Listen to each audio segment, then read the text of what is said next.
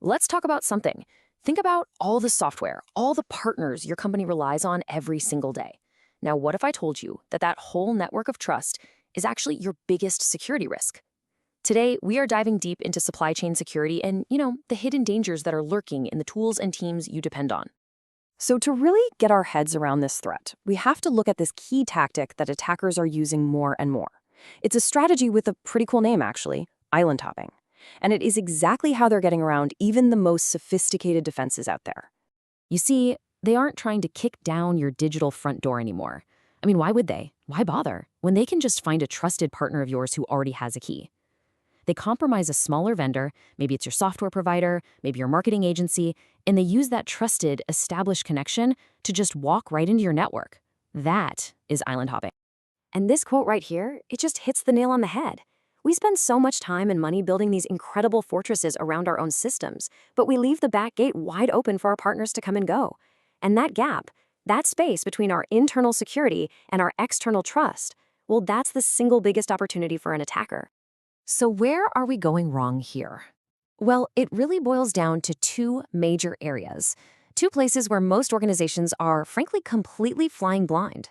And this creates these massive, unseen risks. Okay, so first, it's what's inside the software we use. I mean, every application is built from hundreds of tiny components, right? And a vulnerability in just one of those can bring the whole thing crashing down. And second, it's the security of our partners themselves. Their weak passwords, their unpatched systems, those become our direct vulnerabilities. Okay, so how do we fix that first blind spot, the whole not knowing what's in our software problem?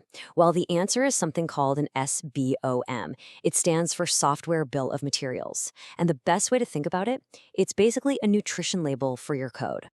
At its core, an SBOM is just a complete list of ingredients for a piece of software. It's a file that a computer can read, and it inventories every single component, every library, every framework that was used to build an application. No more black boxes. Suddenly, you can see everything. And this analogy to a nutrition label is just perfect. You look at a food label, it shows you ingredients, right? Sugar, salt. It warns you about allergens like nuts or dairy. Well, an SBOM does the same thing for software. It details all the components and it flags known vulnerabilities. Those are often called CVEs. It even tells you about the open source licenses you're inheriting. It's all about total transparency. And this is what makes it so incredibly powerful. An SBOM doesn't just show you the libraries you know you're using. No, it uncovers the really sneaky stuff, the hidden transitive dependencies. The components that your components depend on. That is so often where the biggest risks are hiding, right alongside potential legal time bombs from software licenses you had no idea you were even using. Now for that second blind spot, the security of our partners. An SBLM is fantastic for software, but for the actual companies you work with, you need a different tool. And that tool is rigorous, modern vendor vetting. Think of it like a background check for your partners. The old way of doing this, sending out a questionnaire once a year, it's just broken. It's based on trust, not on proof. Modern vetting is all about continuous, evidence-based analysis. It answers the fundamental question, are you actually secure? Or did you just get good at checking the right boxes on a form? And to get to that evidence, we can use this really simple but powerful framework. Just forget all the jargon and the compliance speak for a second. If you ask these 5 critical questions, you'll understand any vendor's true security maturity. First step, this is all about the principle of least privilege. So many breaches happen because a vendor had way more access than they ever needed. The key here is to challenge every single permission request and shrink their potential blast radius if they ever do get compromised. In this remote-first world we live in, identity is the new perimeter. It's that simple. So if a vendor is using shared accounts or they aren't strictly enforcing multi-factor authentication, that process where you need a code from your phone to log in, they are a massive risk. Strong identity control is just not negotiable anymore. This is where we demand proof over promises. You have to ask for the evidence. Can they show you the results from recent penetration tests? Where they hire ethical hackers to try to break into their systems? What about external attack surface scans? We need anything that validates their claims with real, hard technical data. Let's just be realistic for a second. A vendor breach is your breach if your data is involved. It's that simple. So you need to know their exact plan. How fast will they tell you? Who is the person you're supposed to call at 3 a.m.? If they can't answer this stuff clearly and immediately, they are not prepared, and that's a huge red flag. And finally, this question connects all their security practices back to business accountability.